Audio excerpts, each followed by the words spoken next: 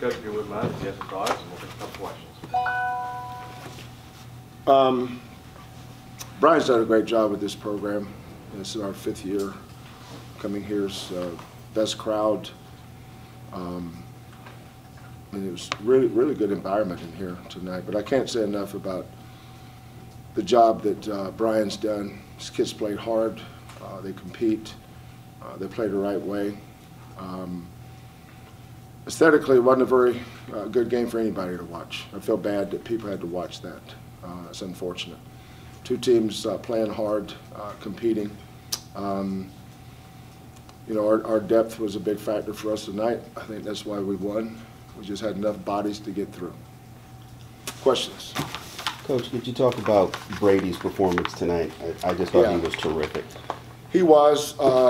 Part of obviously our game plan coming in was to go to him early.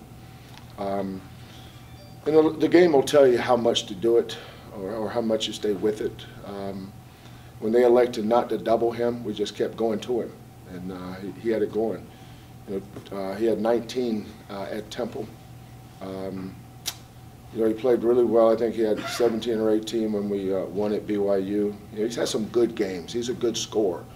But, you know, we spaced the floor with our three-point shooters. But, our best players being Corey Davis, but, you know, we never had him tonight. You know, he gets 2 fouls and sits down for, I think, 9 minutes the first half. Then second half, he picks up his 4th. He doesn't play. So, you know, but that's the thing about our team is that we don't depend on one guy. You know, we have a lot of guys that are pretty good players, maybe not anybody that's a great player. But together they make a pretty good team. But tonight it was Breon that we rode, and he was terrific on the offensive glass too. You know, we knew it would be tough, even though we out-rebounded by 1. You know, we've been a really good rebounding team all year. I just thought the fouls hurt both teams. You know, it took Yetna away from them. So if you know, took Corey away from us, it seemed like everybody was in foul trouble. It was just attrition, you know, and so it's just one of those games. You just got to learn from it and move on at this time of the year. Could you speak to how well y'all are able to neutralize LaQuincy, their point guard? Yeah, Galen Robinson is a tremendous defensive point guard. He's really good. You know, last year, remember we played, I think it was Arkansas last year, and they had 2 really good guards, and Corey and Galen, I thought, were the key to winning that game. Barford, and I can't remember the other kid's name, but both really good. Galen just snuffed it, and he did the same thing tonight. And Rideau's coming off a game where he had 26, if I'm not mistaken, against Cincinnati. He's a tough kid, though. I really like Rideau's games. First time I've ever seen him in person. He's a problem at both ends. You know, he really gets after you. Good player. Anything else? Coach, there's been a lot of talk about officiating college basketball, not just in the conference, across the NCAA. What things do you think can help I have no idea. the game a little bit more fun? I have no idea. You're asking the wrong one. You know, I got a suggestion of who you should ask, but it's not me. But I like your train of thought. I like where you're going with that. You're going down the right road. It's just that I'm not. I'm gonna go have a beer later. I'll get into it, but right here. Anything else? Coach, how tough is it to get your players to play through that many stoppages? Yeah. Both teams. Yeah. I mean, it's both teams. I hate it when coaches talk about me, and us. It was both teams.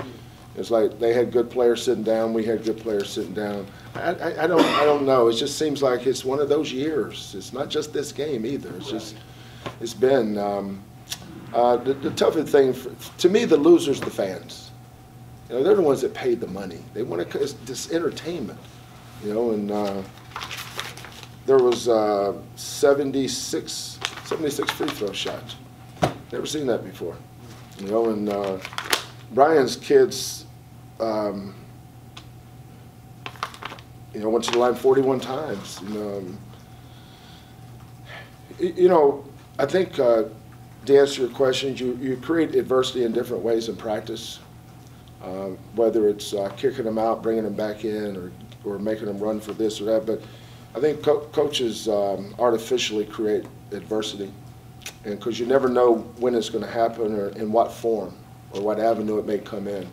Tonight was a form of adversity for both teams, and we just kept talking about that in the huddles. You know, there's nothing we can do about it. We just got to play through it, and that's what we tried to do.